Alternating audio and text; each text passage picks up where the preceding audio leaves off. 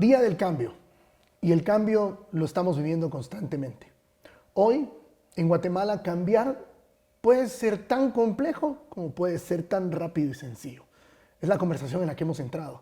Y en este Día del Cambio, el objetivo es presentar diferentes voces que nos acompañen para contarnos cómo ellos buscan ser parte del cambio o buscan narrativa diferente o básicamente desde la academia, el deporte, la política, la economía, buscan ser parte de todo este movimiento.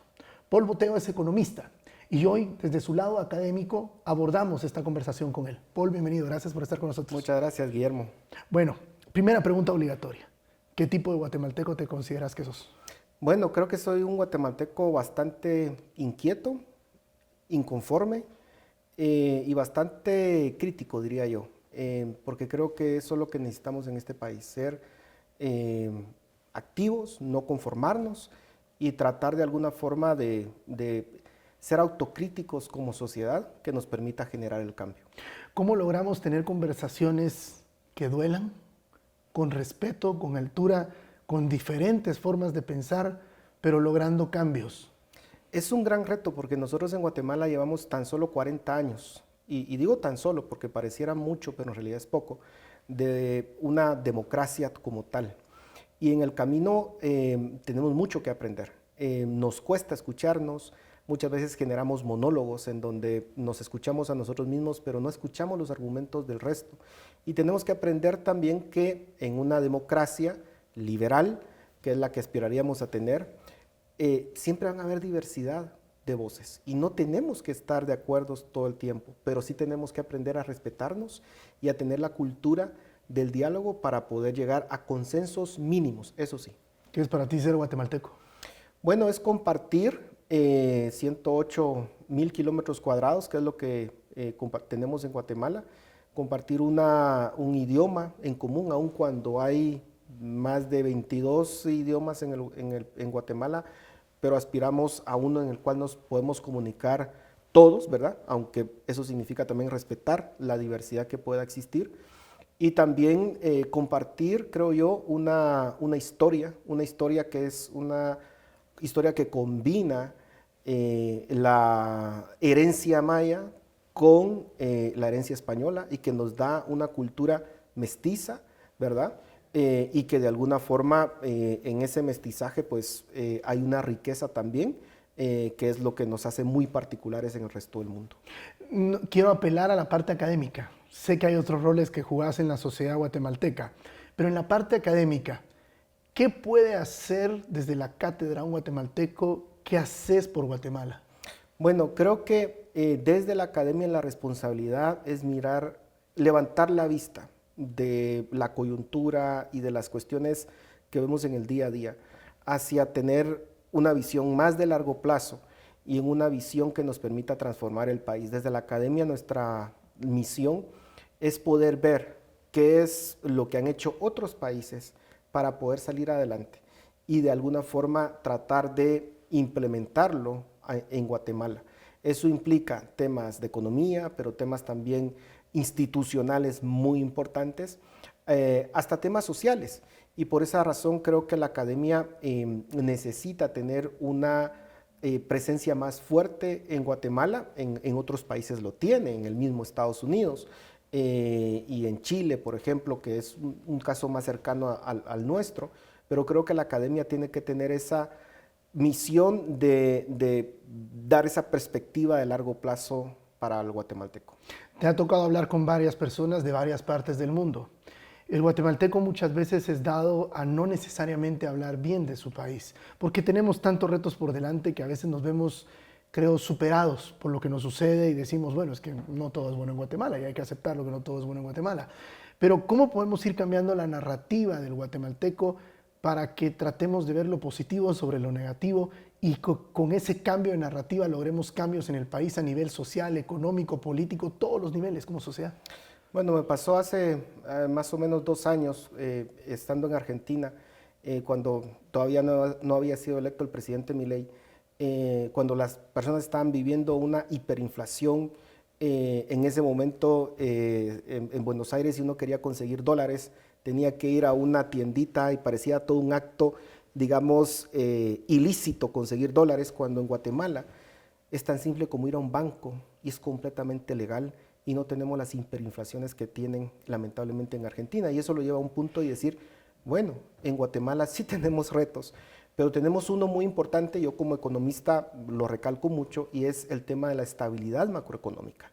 El hecho de tener una inflación que, si bien todavía no es una inflación tan baja como la de Estados Unidos o como la de Europa, es una inflación súper controlable, digamos, si nos comparamos con estos países hiperinflacionarios, con una deuda pública baja, con un déficit fiscal manejable, con una deuda pública relativamente estable, lo cual nos permite tener las condiciones necesarias para poder atraer inversión, porque una de ellas es estabilidad macroeconómica.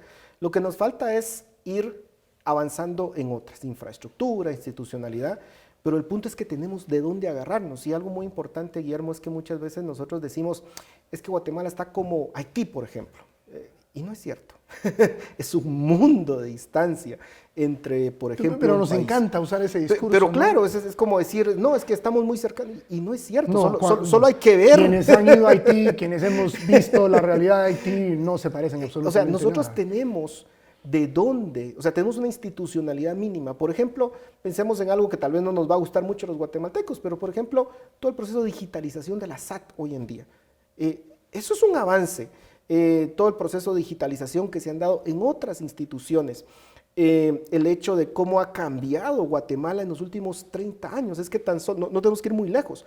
Veamos cómo era el interior del país hace 30 años y cómo es hoy en día con todos los servicios que se están llevando al interior del país. Es decir, hemos avanzado y eso, ojo, eso no lo pueden decir todos los países. En nuestro tiempo de vida hemos visto cómo el país avanzando, poco a poco, pero va avanzando. Pero si uno va a Venezuela, por ejemplo, no puede decir lo mismo. Ese país básicamente se ha destruido en los últimos 30 años, o en Nicaragua, o en su momento lo que tuvo Argentina. Entonces, yo creo que tenemos que valorar lo que tenemos y sobre eso tratar de construir. Eso no significa ser conformistas, porque yo empecé diciendo que soy una persona inconforme, pero eso no significa básicamente pensar que todo está perdido y que no hay nada que hacer por este país, porque eso es lo que precisamente, creo yo, nos lleva a impedir el cambio. Si creemos que todo está perdido, si creemos que todo está mal, entonces nunca va a cambiar porque no hay posibilidad de cambio, pero yo sí creo que hay posibilidad de cambio y tenemos de dónde agarrarnos contrario a otros países. Quiero aprovechar la parte económica, tu conocimiento. ¿Cómo generar el cambio en la parte económica para que la mayoría de guatemaltecos sientan el beneficio de una buena macroeconomía?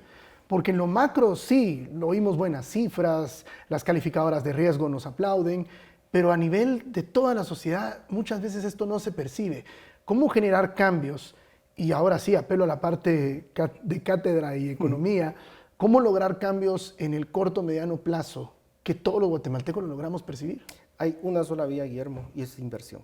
No hay otra vía. Eso significa que vengan empresas a este país a generar fuentes de trabajo, porque el gran drama que se vive muchas veces en Guatemala es que las personas cumplen 17, 18 años de edad, salen al mercado laboral y no encuentran oportunidades. ¿Y cuál es la opción que tienen? Irse a Estados Unidos. Y por eso vemos esa alta migración. Mientras no seamos capaces de generar aquí una masa lo suficientemente grande de empleo, pues no vamos a lograr que esa estabilidad macroeconómica se pueda percibir a un nivel microeconómico. Y eso significa, por ejemplo, en el caso de China, si uno se ve hace 30 años, ¿qué empresas llegaron primero a China? Eran empresas intensivas en mano de obra, maquilas, industria muy ligera, productos de mala calidad. Así empezó China, así empezó Corea del Sur. ¿Qué pasó con el tiempo? Que con el tiempo se fueron sofisticando, fueron creciendo, digamos, el valor agregado que le iban poniendo a los productos, y hoy en día las ciudades costeras de China, sus ingresos son tan altos como lo de una ciudad occidental, no digamos Corea del Sur, no digamos Taiwán, pero tenemos que pasar por un proceso de que vengan empresas que van a ser intensivas en mano de obra. ¿Y por qué lo digo? Porque tenemos un problema también, Guillermo, y es que cuando decimos que van a venir empresas a Guatemala, hay un sector de la sociedad que dice, no, pero es que esas empresas no, porque son intensivas en mano de obra y pagan muy poco. Ojo, si una persona llega ahí a tener un empleo, es precisamente porque está mejor que no teniendo ese empleo. Lo mismo le pasó a Inglaterra en su momento con la revolución industrial.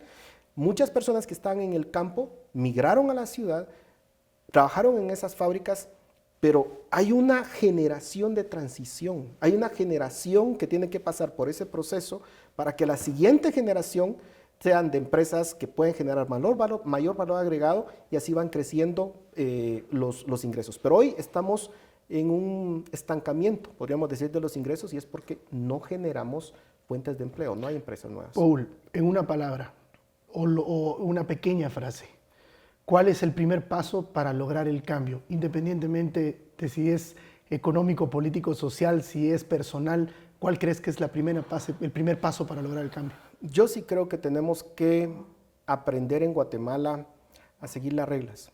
El problema de Guatemala es que a las personas nos encanta romper las reglas, vivimos bajo la lógica del más fuerte y bajo la lógica de la ley de la selva. Y entonces hablamos, por ejemplo, Guillermo, de temas de corrupción a nivel de gobierno, hablamos de temas de falta de transparencia a nivel de gobierno, de todos los gobiernos, ¿verdad? O sea, es una tradición.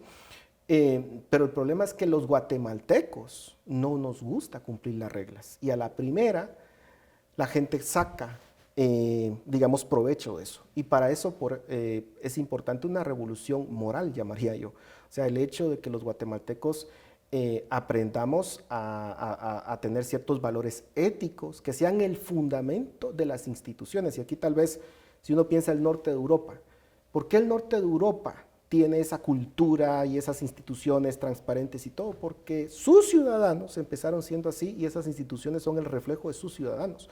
Nosotros no podemos construir una institucionalidad con guatemaltecos que no nos gusta cumplir las reglas y cumplir la ley. Entonces creo que si empezamos por ahí, es un cambio lento, pero es el único camino. Paul, gracias por estar en el Día del Cambio. Gracias, Guillermo. Paul Boteo, con nosotros en el Día del Cambio.